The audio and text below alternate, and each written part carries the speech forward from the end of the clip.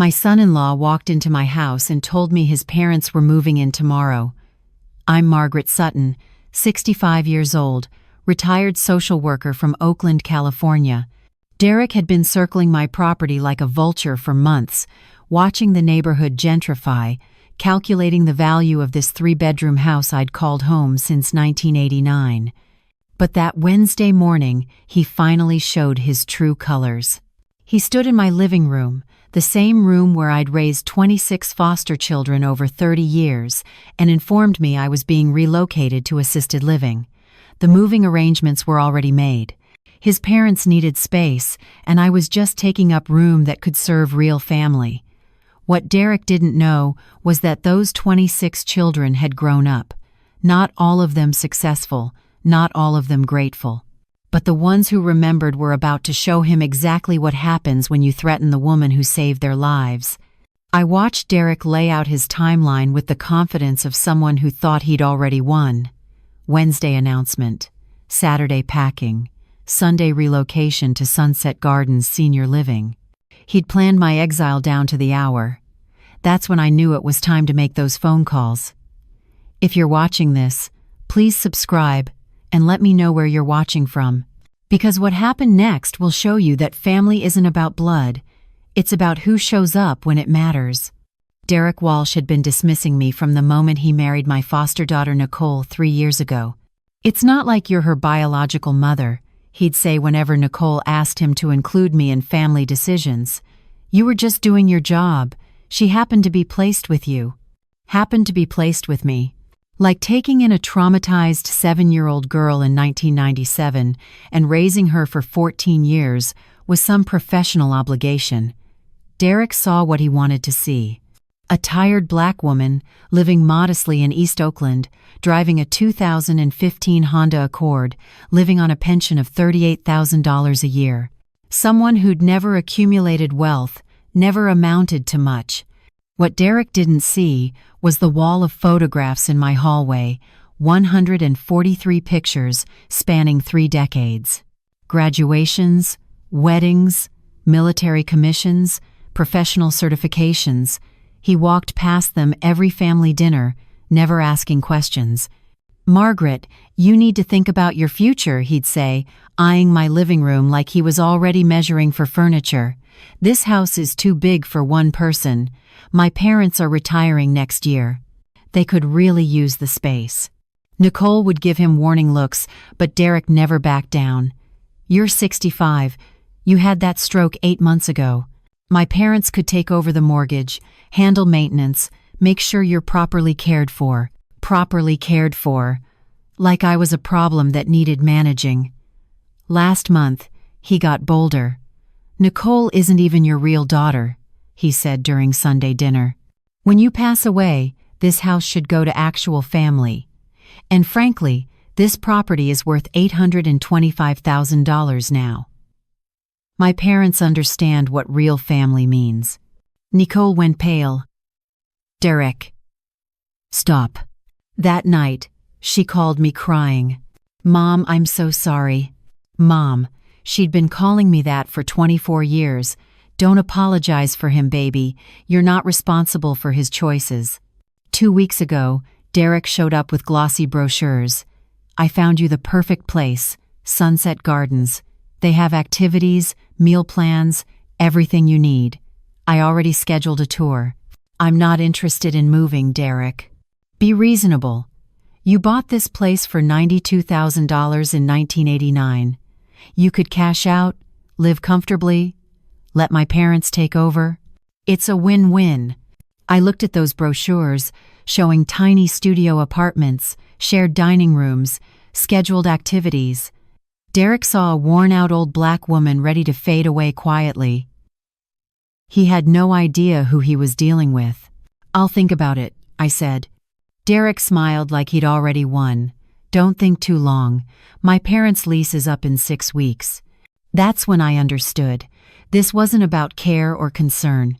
This was about an $825,000 asset in a gentrifying neighborhood, and Derek saw me as the obstacle.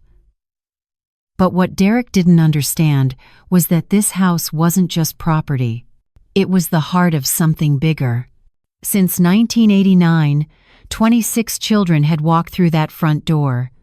Some stayed months, others years. Some thrived, some struggled. 3 didn't make it, lives lost to violence, addiction, and despair.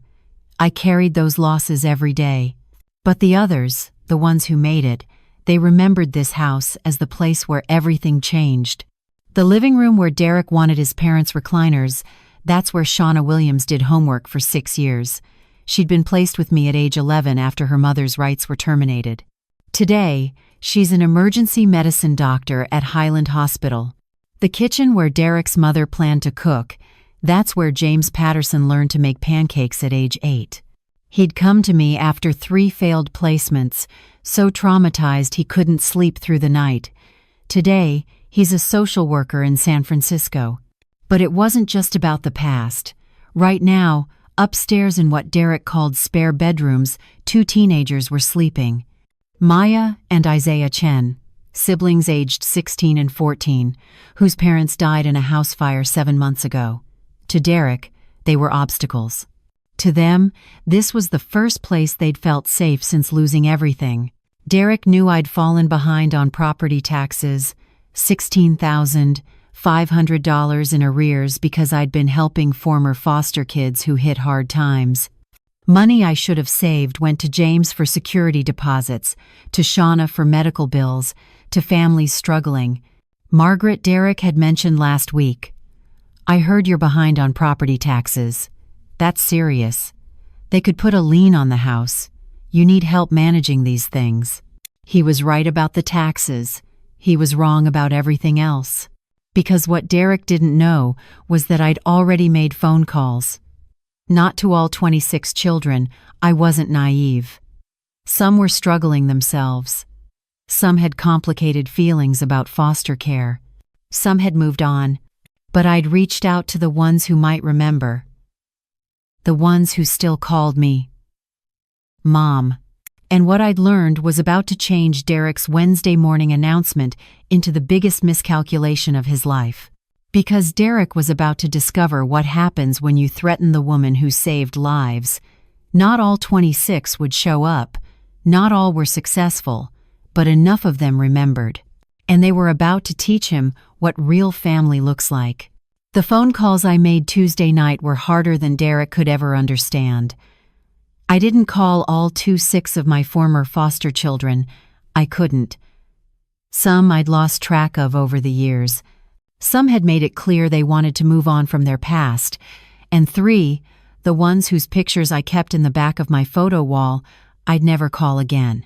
I started with Shauna Williams. She answered on the second ring. Mom, everything okay? Just hearing her voice steadied me. I need to tell you something, baby. Derek is trying to move me out of the house, says his parents need it and I should go to assisted living. Long silence. Then, when? He says Sunday. Already picked out the facility. The house on Maple Street? Where I learned to do long division at the kitchen table?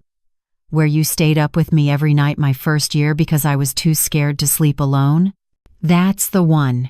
I'll be there Saturday morning. What time does he think he's moving you? 10 a.m. He's already hired movers. He won't need them. Her voice had the same steel I'd heard when she told me she was going to medical school no matter how many people said kids from foster care don't become doctors. I'm calling James. We'll handle this. James Patterson was my second call. He picked up on the 4th ring, breathless. Margaret, I'm with a client. Can I call you back? It's about the house, James. Derek is trying to take it. The background noise stopped. I heard a door close. What do you mean, take it? I explained Derek's timeline, his assisted living plans, his parents moving in. When I finished, James was quiet for so long I thought the call had dropped. James? I'm here. I'm just remembering something. His voice was thick. You remember my first night at your house? I was 8 years old. I'd been in 3 homes in 4 months. Every time I unpacked my garbage bag of clothes, I got moved again. That first night with you, I asked if I should keep my stuff in the bag so it'd be easier when you sent me away. I remember, baby. You said, "This is your home now. We're going to get you a real suitcase and put your clothes in the dresser because you're staying." I didn't believe you, but you were right. That house is the only real home I ever had. He paused. Saturday morning. I'll be there. And Margaret? Derek's about to learn what happens when you mess with our family. Not all the calls went that way. I tried reaching Marcus Thompson, who'd lived with me from age 12 to 17. He was working construction in Sacramento last I heard, doing okay but not great. His number was disconnected. I found him on social media and sent a message. No response. I called Angela Rodriguez. She'd stayed with me for 2 years in her teens, left at 18 to live with her birth mother who'd gotten clean. The reconciliation lasted 6 months before her mother relapsed. Angela had been in and out of trouble since then. She answered from a number I didn't recognize. Margaret. Her voice was guarded. Been a while. I know, baby. I should have called more often. I'm sorry. What do you need? Direct, no warmth. I'd lost her somewhere along the way. My son-in-law is trying to take my house. I'm calling some of the kids I raised to let them know what's happening. I thought you'd want to hear it from me. Kids you raised. She laughed, bitter. That what we were? I remember you raising me right into another group home when I turned 18 and wasn't cute anymore. The words hit like a fist. Angela, you chose to leave. You wanted to try living with your mother again. I supported that choice. You didn't fight for me to stay. Whatever. Good luck with your house situation. She hung up. I sat holding the phone, feeling the old familiar guilt. Angela was right and wrong at the same time.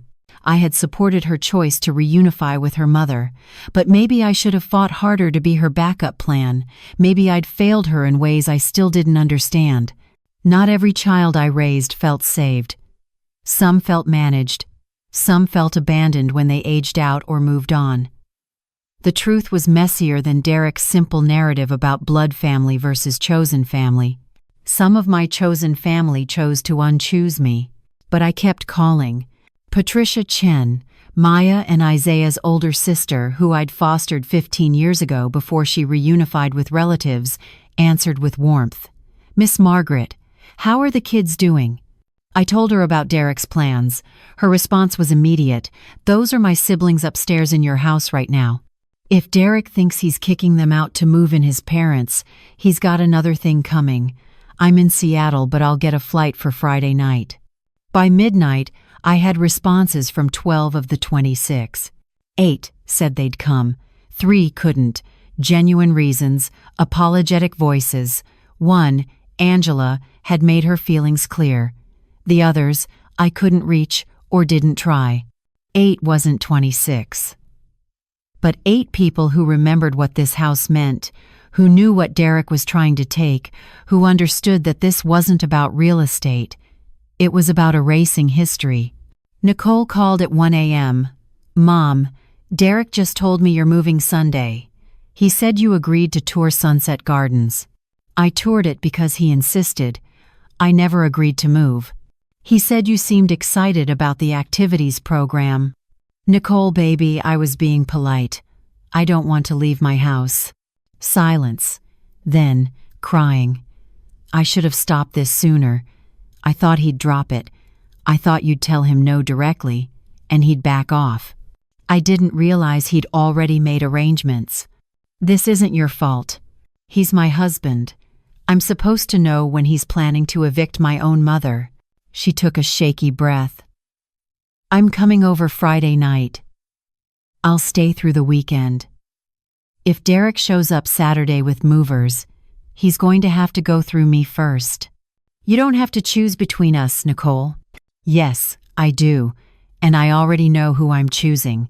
The woman who took in a 7-year-old nobody wanted and taught her she deserved to be loved. Derek forgets I know what it's like to be thrown away. I'm not going to watch him do that to you. After we hung up, I walked through my house in the dark. touched the wall in the hallway where I'd marked the heights of 26 children as they grew, stood in the kitchen where hundreds of pancake breakfasts had happened, looked into the living room where scared kids had eventually learned to laugh. Derek saw empty rooms and dollar signs. I saw ghosts of children learning they mattered. Not all of them remembered, not all of them cared, but 8 did. And on Saturday morning, they were going to show Derek Walsh that some families are built stronger than blood because they're built on choice, sacrifice, and love that doesn't quit even when it's not returned. The question was, would 8 be enough to stop what was coming, or was I about to lose everything I'd spent 30 years building? Thursday morning, I did something I hadn't done since my stroke 8 months ago. I went through my financial records, really looked at the numbers Derek had been so concerned about. The property tax debt was real, $16,500 in arrears over 2 years. The county had sent notices. I'd been ignoring them, hoping I could catch up gradually, knowing I couldn't. The mortgage was almost paid off. $14,000 remaining on a 30-year loan. In 3 more years, the house would be mine free and clear. But 3 years felt like forever when you owed the county $16,500 and lived on $38,000 a year. I pulled out the folder Derek had left last week. Mixed in with the Sunset Gardens brochures was something else, a property assessment from Oakland Housing Authority. Market value, $825,000. Estimated sale price after repairs and staging, $875,000. The assessment was dated 3 weeks ago, before Derek had even mentioned assisted living to me. He'd been planning this longer than I realized, but there was something else in the folder. A business card, Martinez Development Group, Commercial and Residential Acquisitions. I didn't recognize the name. I Googled them. A real estate development company specializing in Oakland gentrification projects. Their website showed before and after photos of renovated properties, all in East Oakland, all in historically black neighborhoods now being transformed into mixed-income developments. Why would Derek have their business card? I called the number. A receptionist answered. Martinez Development, how may I direct your call? I'm calling about a property assessment you may have done. 2847 Maple Street. One moment, please. Hold music. Then a man's voice. This is Carlos Martinez. You're calling about Maple Street? Yes. I own that property. I found your card in some paperwork, and I'm trying to understand why. Long pause. Ma'am, I'm not sure I should be discussing this without, are you Margaret Sutton? I am. And you're aware that Derek Walsh has been in discussions with us about the property? My stomach dropped. What kind of discussions? I really should let Mr. Walsh explain, but since you're the owner, I suppose you have a right to know. He approached us 6 weeks ago about a potential sale. We've offered $1.15 million for the property as is. It's a very generous offer given the current condition. Most buyers would want significant repairs. $1.15 million. Derek had told me the house was worth $825,000. And what did Mr. Walsh say about this offer? He said he was working on getting you to agree to sell, that you were elderly and considering moving to assisted living. He asked if we'd be willing to wait 60 days for him to finalize the arrangements. We agreed. Martinez paused. Ma'am, are you saying you didn't know about any of this? I'm saying Derek Walsh doesn't own this house. I do, and I'm not selling. I see. Martinez's voice cooled. Then I apologize for any confusion. If you're not interested in selling, we'll withdraw our offer. But Miss Sutton, you should know that your son-in-law presented himself as having power of attorney over the property due to your health concerns. If that's not accurate, you may want to address that with him directly. After I hung up, I sat in my kitchen shaking. Power of attorney.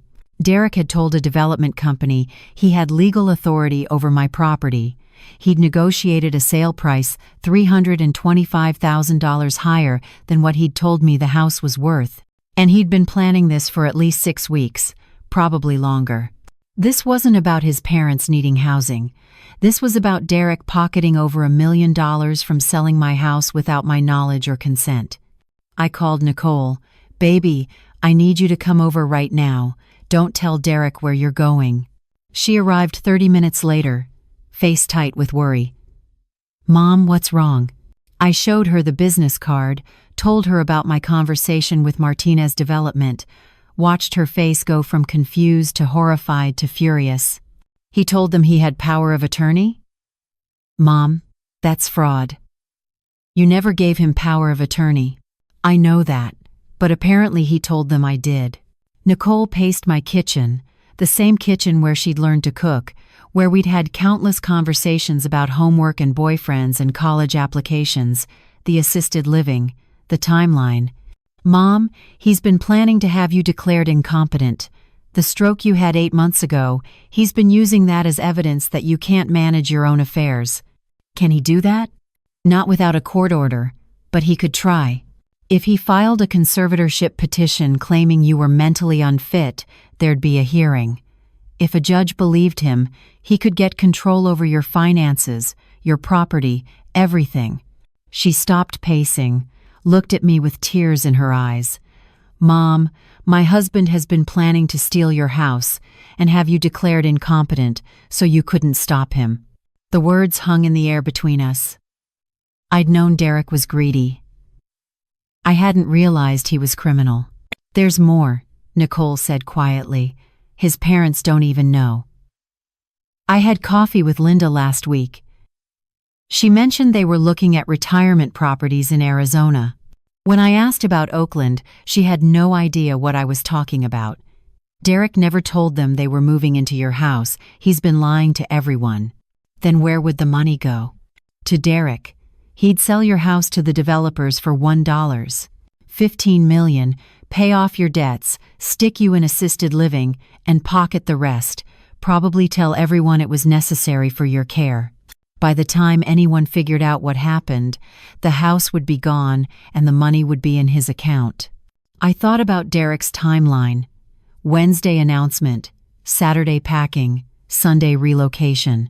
He'd wanted me out before anyone could ask questions, before I could consult a lawyer, before the 8 people I'd called could arrive and complicate his plans. "He doesn't know you called anyone, does he?" Nicole asked. "No. And he doesn't know I found the developer's card or made this call." "Good. Don't tell him. Let him think everything is going according to his plan." Nicole pulled out her phone. "I'm calling a lawyer, a real one. We need to know your legal options." "Nicole, lawyers are expensive." "Mom, Derek is trying to steal an $1.15 million property from you. I think we can afford a lawyer." She started dialing, then stopped. "Actually, I'm calling someone better. You remember Thomas Wade? Your foster brother? The one who stayed here for 2 years when he was in high school? He's a real estate attorney now, works for a firm in San Francisco. He owes you his entire career. Let's see if he's one of the 8 who remembers." She called. I heard Thomas's voice through the speaker, warm and immediate. "Nicole, how's Mom?" "Not great. We need your help, professional help." By Thursday evening, I had a lawyer, a plan, and a clear understanding of what Derek had been attempting. Thomas Wade had made calls to Martinez Development, confirmed everything I'd learned, and explained that what Derek was doing constituted elder fraud, attempted theft, and possibly conspiracy. "Margaret," Thomas said, his voice serious over speakerphone, "if Derek goes through with this on Saturday, if he actually tries to remove you from your house based on fraudulent power of attorney claims, he's committed multiple felonies. We can stop this legally right now. File a restraining order. Report him to the police. Shut it down before it gets worse." "Or?" I asked. "Or we let him try. Document everything. Get it on video. And make sure, when he shows up Saturday morning, he finds out exactly what he's dealing with. Sometimes the best legal strategy is letting someone hang themselves with their own rope. I looked at Nicole. She looked at me. We both knew what Derek deserved, but we also knew what was at stake. Saturday morning, Derek would arrive expecting to find a helpless old woman ready to be relocated.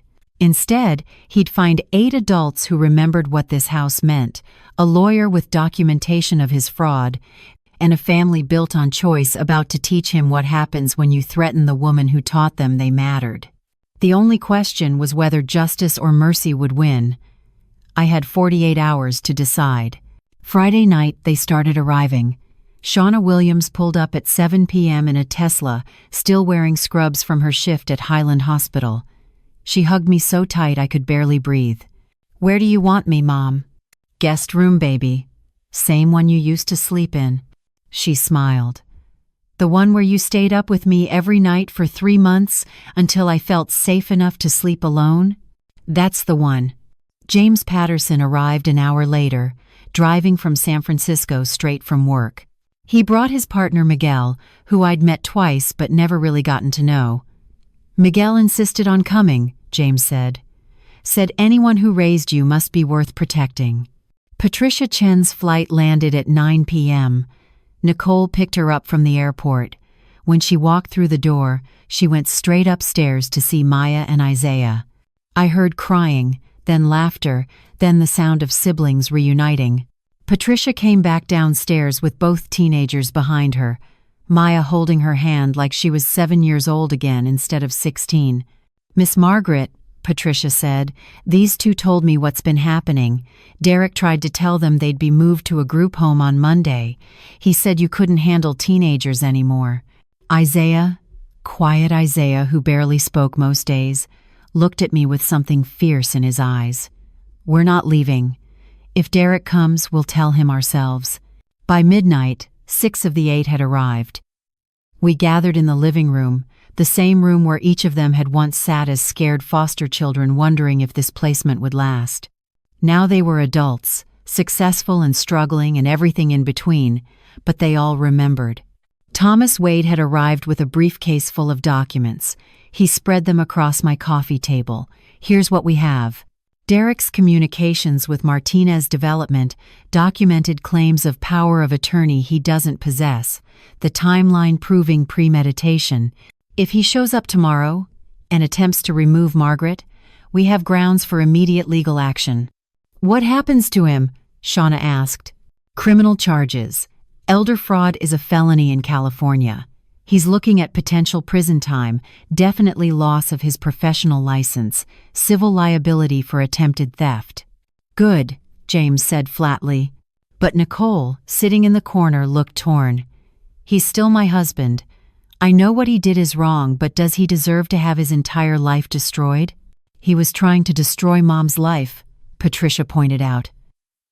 "Trying to steal her house, declare her incompetent, take everything she's built."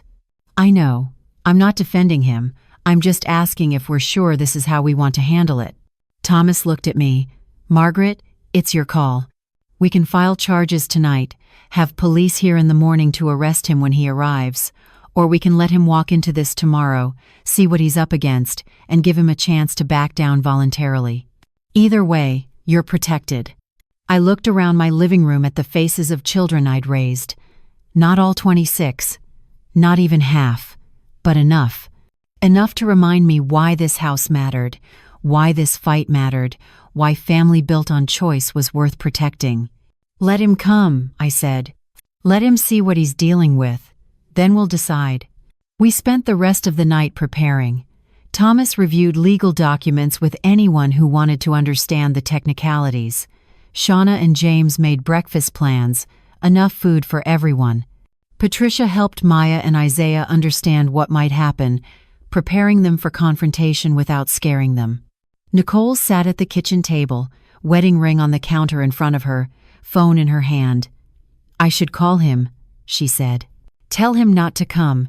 Give him one last chance to back down." "Will he listen?" I asked. "No, but at least I'll know I tried." She picked up the phone, dialed, waited. "Derek, it's me. Don't come to Mom's house tomorrow. Cancel the movers. This isn't going to go the way you think. Pause. Because she's not alone. Because you've underestimated who you're dealing with. Because I know about Martinez development and the $1.15 million. Longer pause. Derek, I'm trying to save you from yourself. If you show up tomorrow, everything changes. I could hear his voice through the phone, angry and dismissive. Nicole's face hardened. Then I'll see you tomorrow. But Derek, when this is over, when you realize what you've done, remember I gave you this chance. She hung up, put the wedding ring in her pocket. He's coming. Says I'm being dramatic and manipulated. Says his parents are expecting to move in and he's not changing plans. Then we prepare, Thomas said. By 2 a.m., everyone was asleep except me. I walked through my house one more time, touching memories. The mark on the wall where James had measured his height every month. The cabinet Shauna had organized with color-coded labels. The window seat where Patricia used to read to her younger siblings. Tomorrow, Derek would arrive expecting weakness. He'd find strength. Not the strength of perfection or universal success, but the strength of people who remembered being saved and chose to return the favor. 8 out of 26 wasn't everyone. But it was enough. At 9:45 a.m. Saturday morning, I heard the moving truck turn onto Maple Street. Through my window, I watched it try to navigate toward my house, blocked by 6 cars already lining the driveway and street. Shauna's Tesla, James's Accord, Patricia's rental, Thomas's BMW, Nicole's SUV, and one more car I didn't recognize, arriving just minutes before. Derek's silver Lexus pulled up behind the truck, parking at an angle. He got out, phone to his ear, irritated. He didn't see the people gathering on my porch. He didn't see the cameras Thomas had positioned. He didn't see his wife standing in the doorway with her arms crossed. He only saw obstacles between him and $1.15 million. He was about to learn they weren't obstacles. They were family.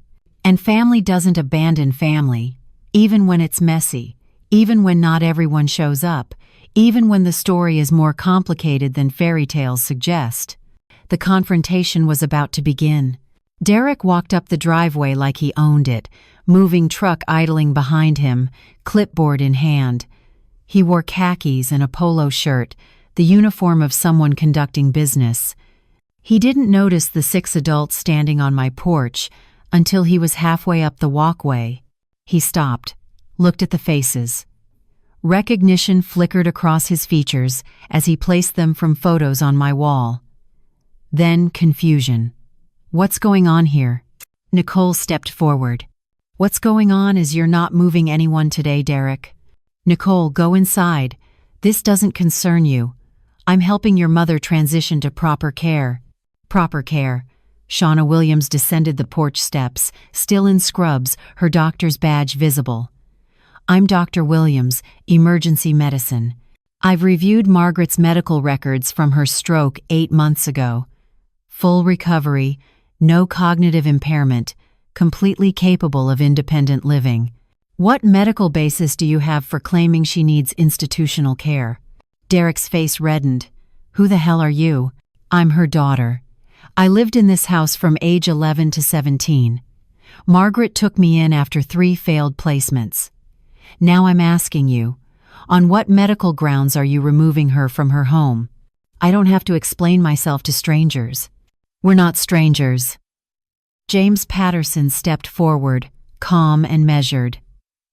I'm James Patterson, licensed social worker.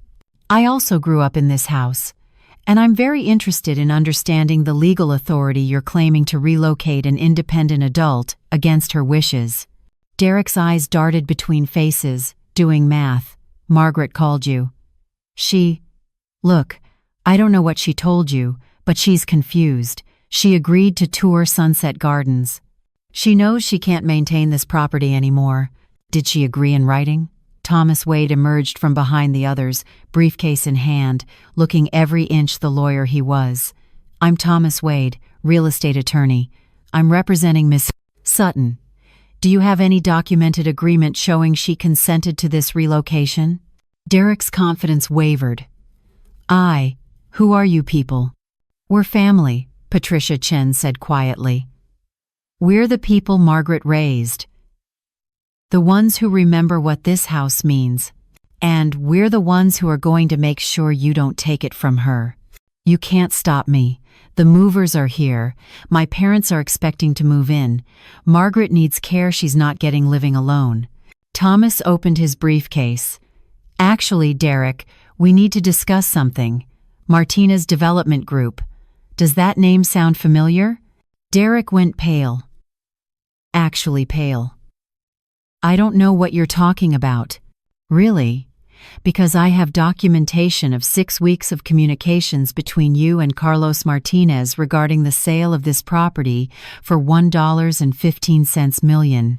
That's interesting, considering you told Margaret the house was only worth $825,000. The clipboard slipped from Derek's fingers. Behind him, the moving truck driver was watching with obvious interest, phone out, probably filming. "You told Martinez Development you had power of attorney over this property," Thomas continued, his voice level and professional. "You represented yourself as having legal authority to sell Margaret's house. That's a problem, Derek, because Margaret never granted you power of attorney. What you did is called elder fraud. It's a felony. I was trying to help her. The property taxes, she's behind, she needs, this is a misunderstanding." "Is it?" Nicole's voice cut through his stammering. "Is it a misunderstanding that you were planning to pocket over $1 million from selling Mom's house? That you lied to your own parents about moving them to Oakland? That you tried to have her declared incompetent so she couldn't fight back?" Derek looked at his wife, seemed to really see her for the first time. "Nicole, you don't understand the financial situation. Your mother needs help. The only person here who needs help is you." Nicole pulled the wedding ring from her pocket, held it up. "I've been wearing this for 3 years, wondering when the man I married would show up. Turns out he never existed. This version of you, the one who'd steal from an old woman and call it help, this is who you really are." She set the ring on the porch railing. "I'm done." Derek stared at the ring, then at the faces surrounding him, then at the moving truck driver who was definitely filming now. "This is insane. You're all overreacting. I was trying to do the right thing." "The right thing," I said, speaking for the first time, stepping onto the porch, "would have been asking me what I wanted instead of deciding for me. The right thing would have been honesty instead of fraud. The right thing would have been respecting the woman who raised your wife instead of treating her like an obstacle to profit." Derek opened his mouth, closed it. He had no response that wouldn't incriminate him further. "Here's what happens now," Thomas said. "You're going to send that moving truck away. You're going to sign a legal document acknowledging you have no claim to this property. And you're going to hope Margaret decides not to press criminal charges for attempted elder fraud." "And if I refuse?" Thomas smiled. It wasn't friendly. "Then I file charges this afternoon, and you're arrested by Monday morning. Your choice, Derek. Easy way or hard way."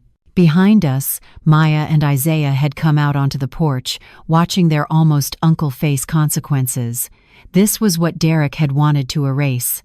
Not just me, but the continuing legacy of children finding safety in this house. Derek looked at the moving truck, at the cameras, at the family he'd underestimated. He'd calculated the value of property. He'd failed to calculate the value of love. "Fine," he whispered. "Send the papers. I'll sign." "Smart choice," Thomas said. But we all knew this wasn't over. This was just the beginning of Derek's reckoning. The video went viral by Sunday afternoon. The moving truck driver had posted it to TikTok with the caption, "Man tries to evict foster mom.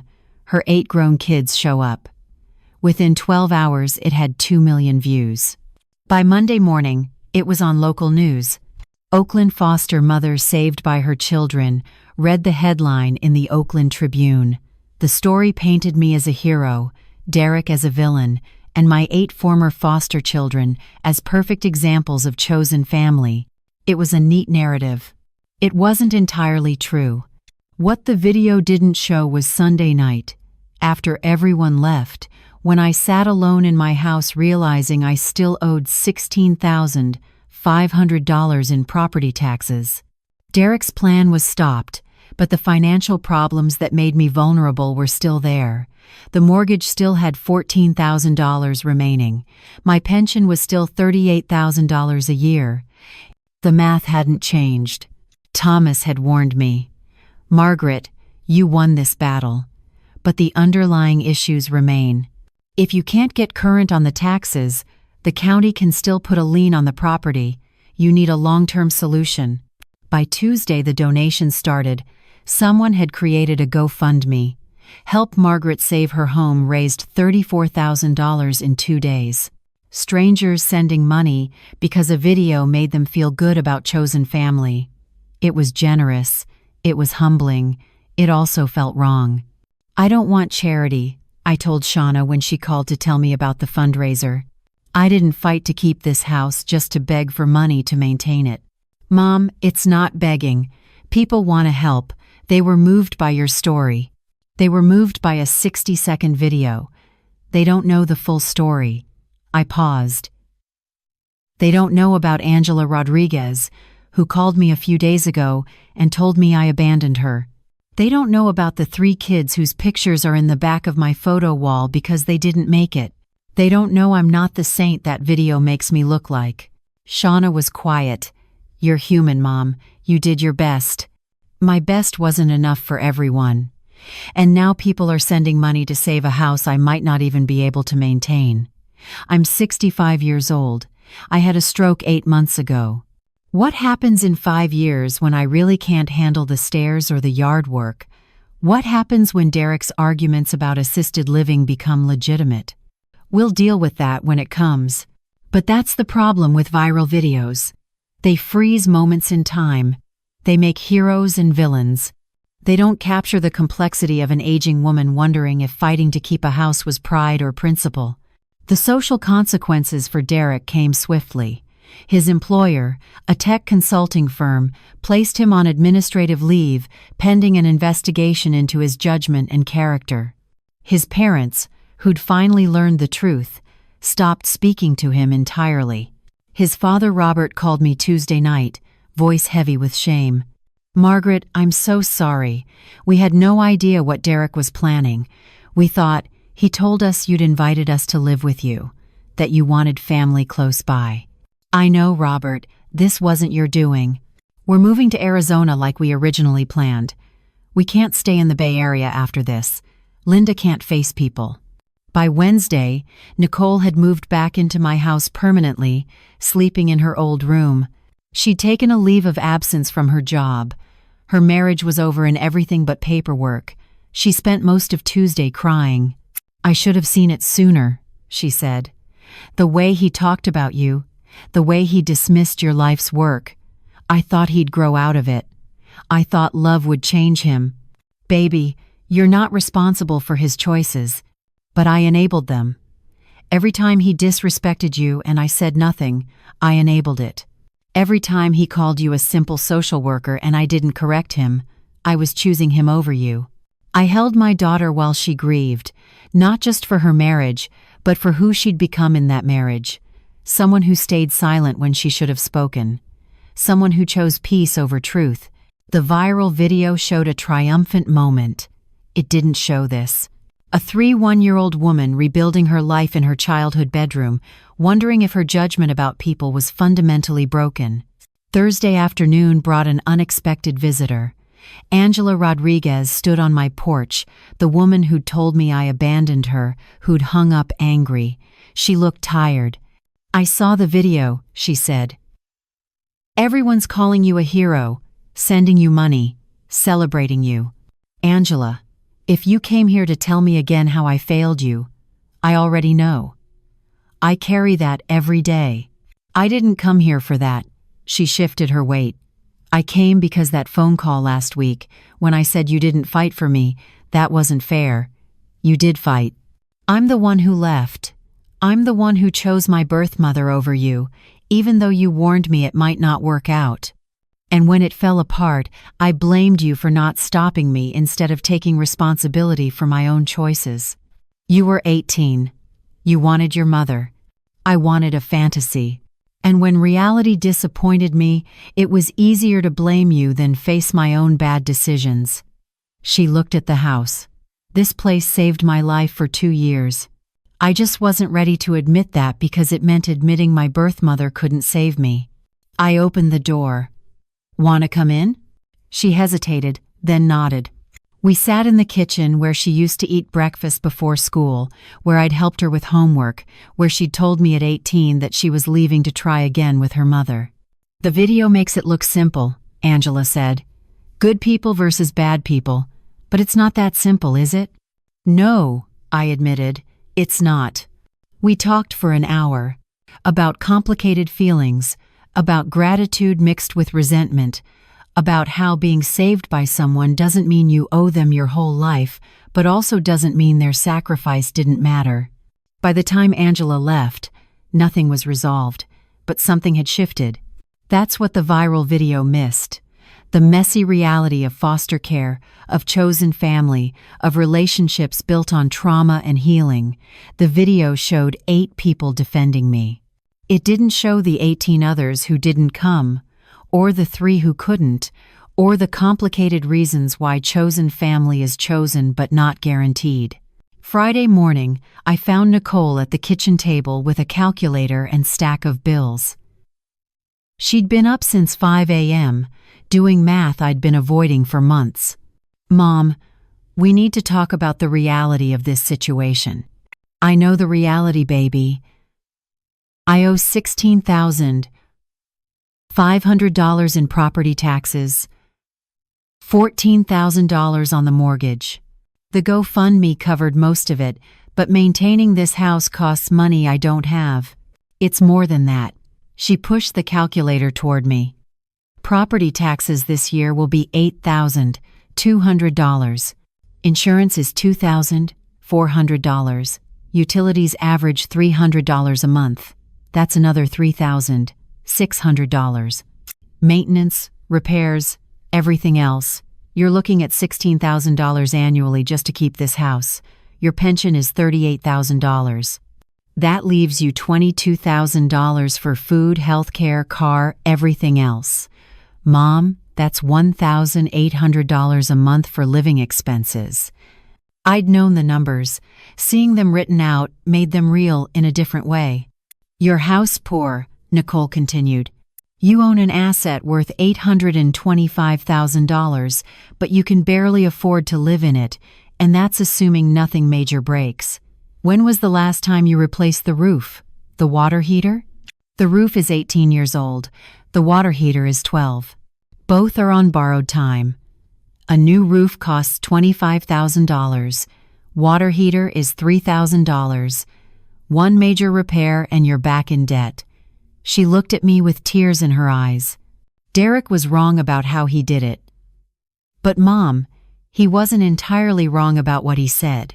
This house is too much for you to maintain on your income." The words hurt because they were true. I'd fought so hard to keep this house that I hadn't asked whether keeping it was actually possible. "What are you saying, Nicole?"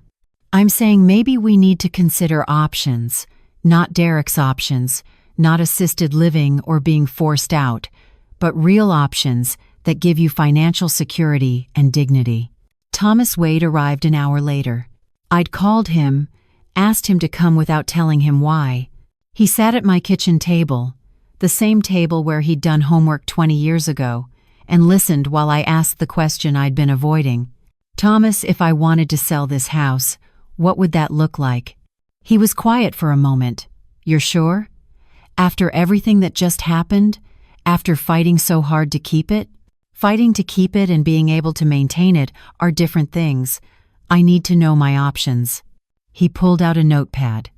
"Market value is probably $850,000 to $875,000 with some repairs and staging.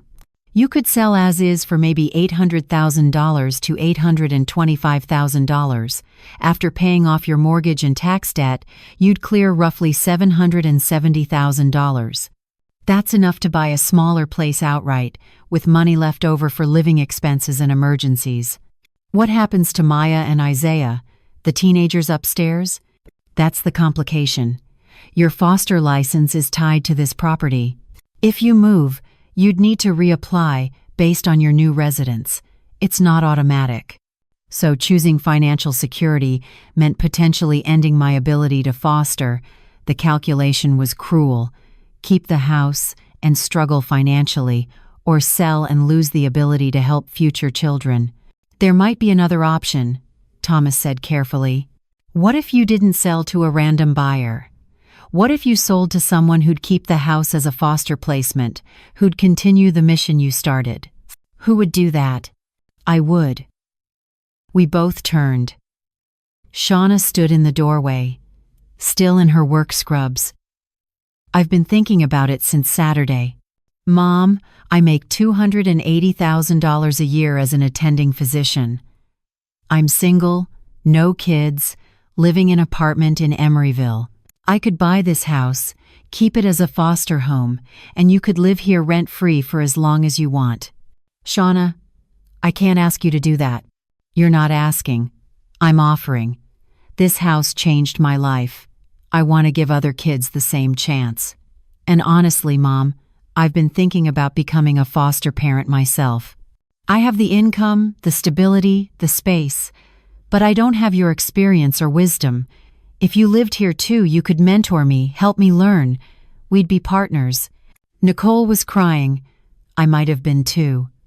Baby, that's a huge financial commitment. It's an investment in something that matters. And Mom, it solves your problem. You'd have financial security from the sale, a place to live rent-free, and the ability to continue fostering through my license. Maya and Isaiah could stay. Future kids could come. The mission continues. It was a beautiful solution. It was also complicated. Could I live in my own house as someone else's guest? Could I watch Shauna make decisions about a home I'd built over 30 years? Could I accept being taken care of after spending my whole life being the caretaker? Let me think about it, I said. That night, I walked through my house again, touched the marks on the walls, the memories in every room. This house had been mine for 33 years. It had been a sanctuary for 26 children. But maybe ownership wasn't the point. Maybe the mission was bigger than my pride. Maybe choosing to let go, on my own terms, to someone who'd continue the work, was its own kind of victory. Not the victory the viral video showed, where I defeated the villain and kept everything. A quieter victory, where I made the hard choice before circumstances forced it on me. By morning, I'd made my decision. But first, I needed to talk to Derek one last time, because he deserved to know that sometimes being right about the problem doesn't justify being wrong about the solution, and I deserved to tell him that to his face. Derek agreed to meet me at a coffee shop on Tuesday morning, neutral territory. He looked like he'd aged 5 years in a week. Unshaven, rumpled clothes, dark circles under his eyes. The confidence I'd always associated with him was gone. He sat down without ordering anything. I don't know what else you want from me, Margaret. I signed the documents. I'm leaving you alone. Nicole won't even talk to me. I'm not here to punish you more, Derek. I'm here because you deserve to know something. I slid a folder across the table. That's the contract for the sale of my house. I'm selling it to Shauna Williams for $800,000. Closing in 45 days. He stared at the papers, confusion crossing his face. You're selling? After everything, after fighting so hard to keep it, you're just selling? I'm selling on my terms, to someone I choose, for reasons that make sense. Not because you forced me, not because I was declared incompetent, not because you committed fraud. Because I looked at my finances and realized you were right about one thing. I can't afford to maintain that house anymore. I told you that. I tried to tell you that. No, Derek. You tried to steal from me. There's a difference between identifying a problem and exploiting it for personal gain. You saw a vulnerable old woman and dollar signs. You didn't see a person who deserved dignity and choice. He looked down at his hands. I know what I did was wrong. But Margaret, I wasn't entirely motivated by greed. I was thinking about Nicole's future, about making sure she'd be secure if something happened to you. By lying to her? By planning to pocket over $1 million without telling her? By trying to have me declared incompetent? I leaned forward. Derek, I've worked with enough people over 30 years to recognize rationalization. You can tell yourself it was about Nicole's security, but we both know it was about money you felt entitled to. Maybe. His voice was barely a whisper. Maybe I convinced myself I deserved it. That I'd married into this family that made me entitled to benefit from it. That you were old and wouldn't need the money much longer anyway. He looked up, eyes red. Does knowing I'm ashamed change anything? No, but it's a start. I pushed another paper toward him. That's information about a therapist who specializes in entitlement and ethical boundaries. You should call her. You're giving me a therapist recommendation? After what I did to you? I spent 30 years trying to help damaged people heal. That doesn't stop because you hurt me. You need help, Derek. Professional help to understand why you thought stealing from an old woman was justified. Nicole deserves better than who you are right now. Maybe therapy can help you become better. He took the paper with shaking hands. Why are you being kind to me? I'm not being kind. I'm being realistic. You're going to be part of this community whether I like it or not. You're my daughter's ex-husband. You'll probably see each other at events, mutual friends gatherings. I can spend the rest of my life hating you, or I can accept that people are complicated and capable of change. I've seen worse people than you become better. I don't deserve that grace. No, you don't. But grace isn't about deserving. It's about choosing to believe people can grow. I stood up. Derek, you tried to take everything from me. You failed. But in the process, you showed me something I needed to see. That holding on to that house out of pride was its own kind of trap. That sometimes the brave thing isn't fighting to keep what you have. It's choosing to let go before circumstances force you. So I was right? About you needing to sell? You were right about the problem, completely wrong about the solution, and that difference is everything. I gathered my things. Get help, Derek. Become someone Nicole could respect again, even if she never takes you back. Become someone you can respect. That's the only path forward for you. I left him sitting there with the therapist's number. I didn't know if he'd call. I didn't know if he was capable of real change. But I knew I'd done what I could. The rest was up to him. When I got home, Shauna and Nicole were in the living room with Thomas, reviewing sale documents. Maya and Isaiah were doing homework at the kitchen table. James had stopped by with groceries. Patricia had sent flowers with a note. To new beginnings. Are you sure about this, Mom? Nicole asked. Selling to Shauna? I'm sure. This house will continue being what it's always been. A sanctuary, just under someone else's name. I looked at Shauna. You ready for this, baby? It's harder than you think. I know. That's why I need you here. Teaching me, guiding me, showing me how you did it for 30 years. That night, I finalized the decision. Sign the papers, sell to Shauna for $800,000, clear my debts, keep $760,000 for whatever came next. Stay in the house rent-free as Shauna's mentor and co-foster parent. It wasn't the victory the viral video celebrated, but it was the right choice, the one that gave me dignity, security, and the ability to continue the work without the crushing burden of ownership. Sometimes winning means knowing when to let go. 3 months later, the house on Maple Street looked almost the same. Same furniture, same photos on the walls, same marks measuring children's heights in the hallway. But the name on the deed was different. Shauna Williams was now the official owner. I was, legally, her tenant and co-foster parent. It should have felt like losing. Instead, it felt like freedom. The $760,000 from the sale sat in accounts Thomas had helped me set up. Investments, emergency funds, money designated for when I eventually needed real care. For the first time in my adult life, I had financial security. The property tax bills went to Shauna now. The insurance, the maintenance, the endless calculations, those were her responsibility.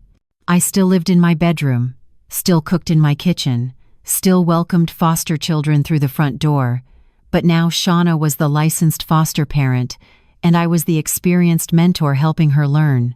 We'd taken in a new placement last month, a 10-year-old boy named Marcus who reminded me so much of James Patterson at that age. Scared, angry, convinced he was unlovable. Shauna was learning what I'd known for 30 years. That loving traumatized children meant accepting rejection, weathering tantrums, and celebrating tiny victories.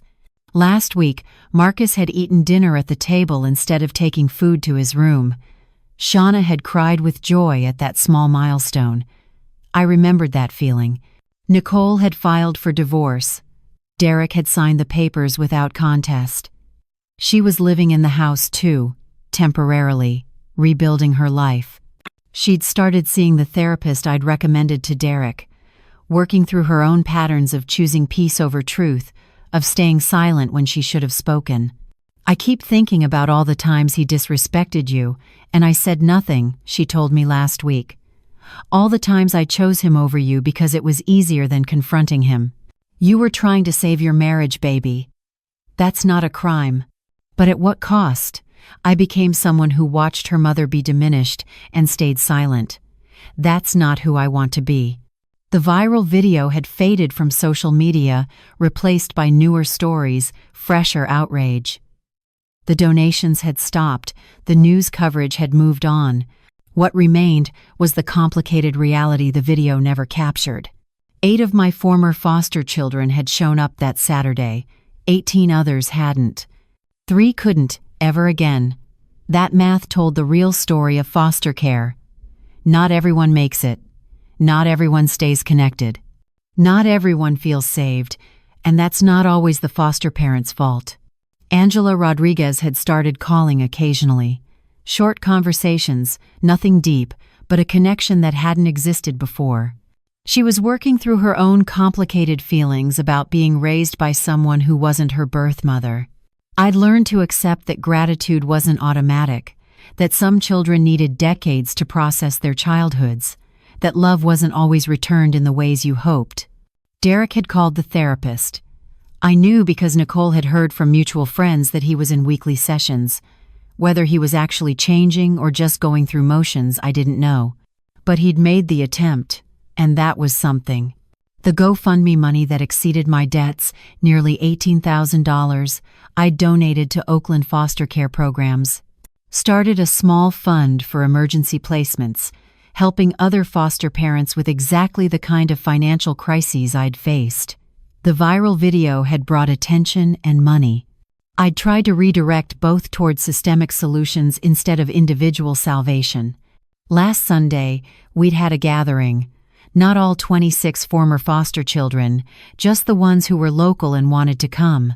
Shauna, James, Patricia, 3 others. We'd cooked together in the kitchen, shared memories, acknowledged that chosen family was complicated and imperfect and still worth celebrating. Thomas Wade had brought his partner and their adopted daughter, a 5-year-old they'd welcomed 6 months ago. You inspired this, he told me. Seeing what you built, what family could be. We wanted to be part of that legacy. That was the real victory. Not defeating Derek, not keeping the house, not the viral video fame. The victory was that the work continued, that Shauna was fostering now because I'd fostered her, that Thomas was adopting because he'd been fostered by me, that James was a social worker carrying forward the mission, that the ripples spread farther than I could see. Maya and Isaiah were thriving. Their permanency plan was progressing toward adoption. Patricia was working with lawyers to become their legal guardian, bringing the siblings back together permanently. They'd stay in this house until that happened, then transition to living with their sister. The cycle of family formation, messy and beautiful. Yesterday, I'd seen Derek at the grocery store. He'd looked healthier, more centered, like therapy might actually be working. We nodded at each other, not friendly, but not hostile. Just two people who'd been on opposite sides of a conflict, learning to coexist in a small community. "How are you, Margaret?" he'd asked. "I'm good, Derek. You?" "Better. Trying to be better." He'd paused. "Nicole told me you sold the house to Shauna, that you're still living there, still fostering." "I am." That was the right choice. Better than my plan ever would have been. He'd looked genuinely remorseful. "I'm sorry. I know I've said it before, but I need to keep saying it. I'm sorry for what I tried to do." "I know. Keep working on yourself, Derek. That's what matters now." "I'm Margaret Sutton. I'm 65 years old. 3 months ago, my son-in-law tried to steal my house and have me declared incompetent. The internet called me a hero when my foster children defended me. But the real story is more complicated than a viral video could capture. I sold that house I fought so hard to keep. Not because I was forced, but because I chose dignity over pride. Not to a stranger or a developer, but to one of my daughters who will continue the mission. I'm still living there, still fostering, still building family one traumatized child at a time. The victory wasn't keeping everything the same. It was having the courage to change on my own terms, to accept help without shame, to choose security over sentiment. To understand that sometimes love means letting go so something bigger can grow. That's Margaret's story. That's what happened when my son-in-law tried to steal my house and declare me incompetent. I fought back. I won. And then I made a choice that surprised everyone, including myself. Now, I want to hear from you. Where are you watching this from? What city? What country? Drop it in the comments below. I love seeing our community come together over these complicated stories about family, aging, and the choices we make when everything is on the line. Here's the real question, and I need you to be completely honest. Was I right to sell the house after fighting so hard to keep it? The viral video showed me defeating Derek, 8 of my foster children standing up for me, defending the home that saved their lives. But 3 months later, I sold that house to one of those children and stayed on as a tenant. Hit that like button if this story made you think about your own family, biological or chosen. Share it if you know someone facing impossible choices about aging parents, financial pressure, or what to do when keeping something you love becomes unsustainable. Someone who needs to hear that sometimes letting go with dignity is its own kind of victory. And subscribe for more real, honest stories about foster care, the complications of chosen family, aging with dignity, and what happens when doing the right thing means redefining what right looks like. Because the truth is, not every story has a clear villain or a perfect ending. Sometimes the people who hurt us are capable of change. Sometimes the victories we fight for aren't the ones we actually need. And sometimes love means accepting help instead of insisting on independence. Thanks for watching. Thanks for listening to the whole story, not just the part that got 2 million views. And thanks for understanding that sometimes the most important part of a story is what happens after the cameras stop rolling. See you in the next video.